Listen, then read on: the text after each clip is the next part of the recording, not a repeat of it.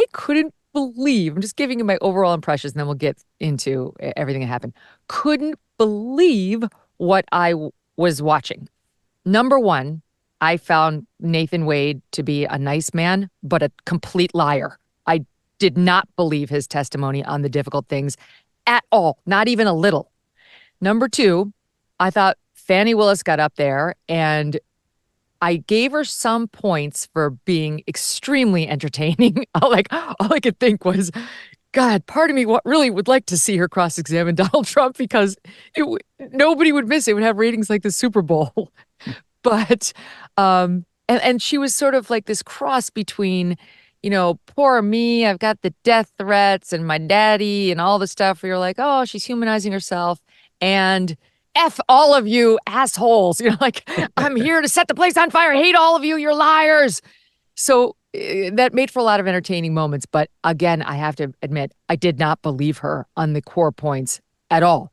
And before I get to you guys and we talk about the specifics, I will tell you, I consulted Phil Houston. He's literally a human lie detector. He invented the deception detection program for the CIA that's being used right now by the CIA, by the FBI, by the Secret Service, by law enforcement, coast to coast. He's the guy.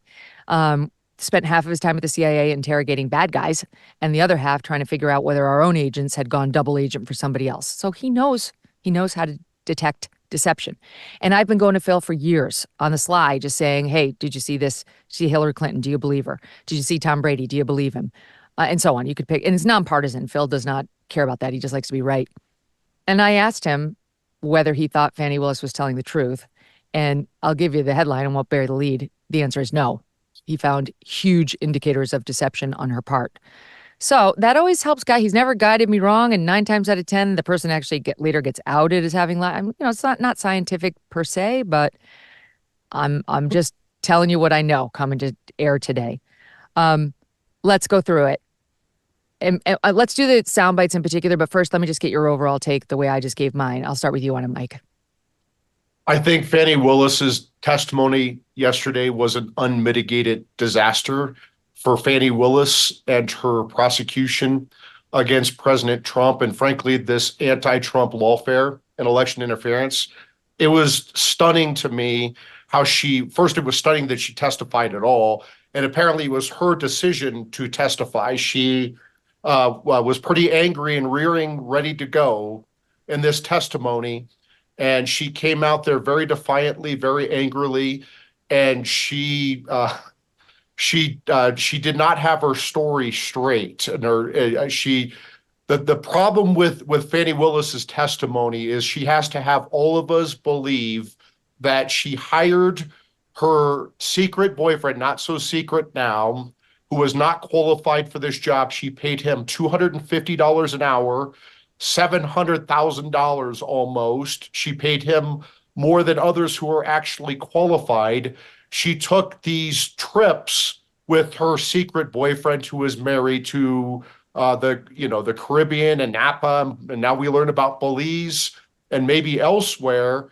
And she says that these were not illegal kickbacks, and she did not illegally profit or make money off of this criminal prosecution of the leading presidential candidates and 18 others, which obviously would be absolutely illegal for a prosecutor to take kickbacks and or profit from a prosecution. And the reason we're not supposed to believe she took kickbacks or profited from this prosecution is because she paid back Nathan Wade in cash, but she has no documentation whatsoever how she paid him back in cash. She used Cash App to pay her rent.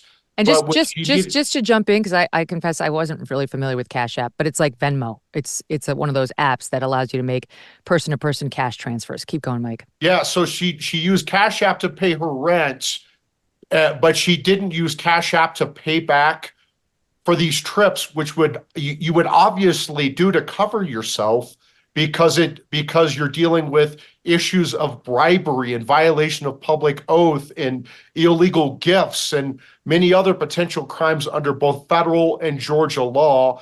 And then when they dug in to ask her, where did she come up with this cash?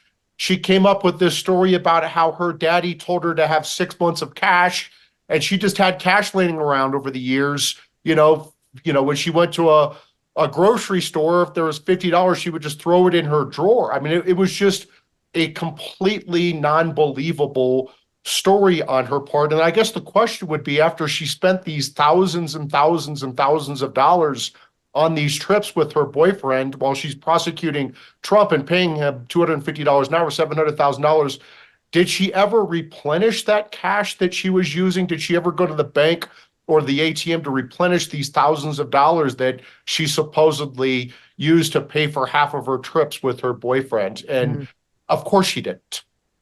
Certainly no evidentiary proof of it. If she did, they didn't offer anything yesterday. All right, that's your overall take, Dave. What was yours?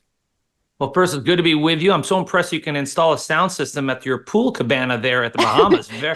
There's a great little studio, actually. So I've done it once. We did it here when the Chauvin verdict broke. Everything breaks while I'm in the Bahamas. Anyway, keep going, Dave. Okay. Well, let me start where I agree with Mike and with your comments, Megyn, and that is, I also am suspicious of Nathan Wade. I didn't think he was completely credible when he said that, yeah, she just paid me back in cash. The reason why that's important is that he submitted an affidavit under oath that said that they went Dutch, essentially, that they roughly split the cost, the expenses. And so once you say that to the court, if you're proven to lie, then it is game over. And that's why all this is important. And Fani Willis, even though she didn't submit a sworn affidavit, she did attach his sworn affidavit to her response. And so that's why this matters. Now, I must say this. When I saw Fani Willis up there, similar reactions to you, Megyn, in that the fire and the brimstone I thought was more compelling than Wade's testimony. Actually, I found her to be more credible than him. Now, as far as whether it's enough to save the day, it'll be up to Judge McAfee. But mind you this, I talked to my Democratic friends, and they had the same impression. We all see things through our own lenses. And my Republican friends, they all trashed both of them. But Fani Willis, I thought, in her defiance, in her righteous indignation, in her explanation that her father, who was a former Black Panther, told her not to be relying on men and to hide cash. It's a story that has more credibility than Wade's. And in the end, I think it's still going to be tough for Judge McAfee to find that there's an actual conflict. If he wants to find that there was a perception of a conflict, sure. But since the standard is there an actual conflict? I don't think it's proven that she lied. I don't think it's proven there's an actual conflict. So I think there's a decent chance that she wins the day. Okay, that's very interesting. I don't know. I think once this judge decides that Nathan Wade lied to him in the sworn interrogatory and that Fani submitted that affidavit, she would also know it was a lie. If the lie that the affair didn't begin until 2022 is outed and the judge thinks Wade lied with that, then he thinks Fani lied because she said the same on the stand and she submitted the brief with his sworn answers. So they're both done. I don't agree, Dave. You lie to the judge under oath as the sitting DA. You're done. You cannot try this case. And the people who want to see Trump burned should want that. They should not want somebody like this trying this case because they've lost all credibility. If this case is to have any chance of having the belief or the trust of the system. Yeah, what were you going to say, Dave? Yes, Megyn, I agree with you that if it is proven that Nathan Wade and or Fani Willis lied, it's over for both of them. You can't say one, not the other. They're tied in together. But when I said that I didn't find him credible, I thought she rehabilitated both of them with her testimony. And it reminds me of Brett Kavanaugh. You remember when Brett Kavanaugh took the stand in front of the Senate, and he had this righteous indignation, this fire and brimstone. He tried to save himself after the accusations from Dr. Blasey Ford, and my Democratic friends thought he was terrible. He was just rude. He was obnoxious, and my Republican friends bought into it. They believed it, and he won the day. I see the same thing happening here. It's all in the lens you see it. Ultimately, it's not up to a jury. It's up to this really impressive judge, Judge McAfee. But I think because it's a relatively high standard to disqualify a state attorney, or in this case, a district attorney, I think that more likely than not that she stays on the case. Okay, let's go through the specifics because that's what's most telling. And we'll get to her I mean, I think my feeling is she was trying to look indignant and sort of violated and tough and in control. My own impression was she seemed angry.